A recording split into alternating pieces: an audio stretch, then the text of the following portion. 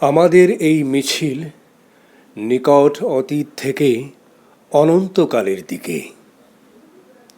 আমরা বদর থেকে উহুদ হয়ে এখানে শত সংঘাতের মধ্যে এই শিবিরে এসে দাঁড়িয়েছি।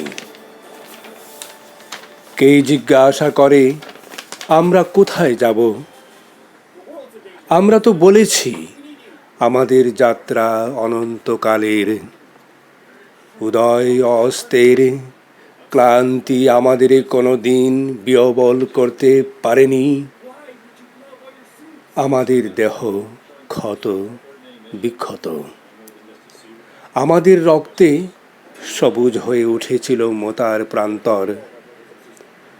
পৃথিবীতে যত গোলাপ ফুল ফোটে তার লাল বর্ণ আমাদের রক্ত, তার সুগন্ধ আমাদের নিঃশ্বাস বায়ু।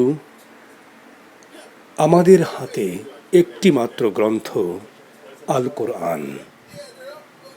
এই পবিত্র গ্রন্থ কোনো দিন কোনো অবস্থায় কোনো তাওহীদবাদীকে থামতে দেয়নি।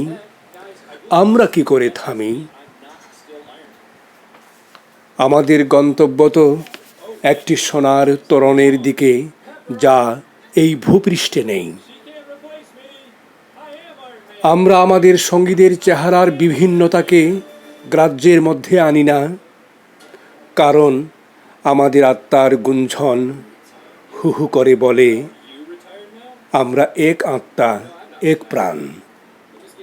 শহীদের চেহারার কোনো ভিন্নতা নেই।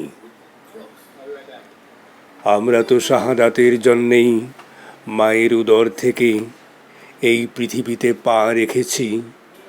কেউ পাথরে, কেউ তাঁবুর ছায়ায়, কেউ মরুভূমির উষ্ণ বালু, কিংবা সবুজ কোনো ঘাসের দেশে।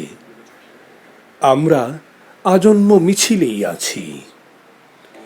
এর আদি বা অন্ত নেই।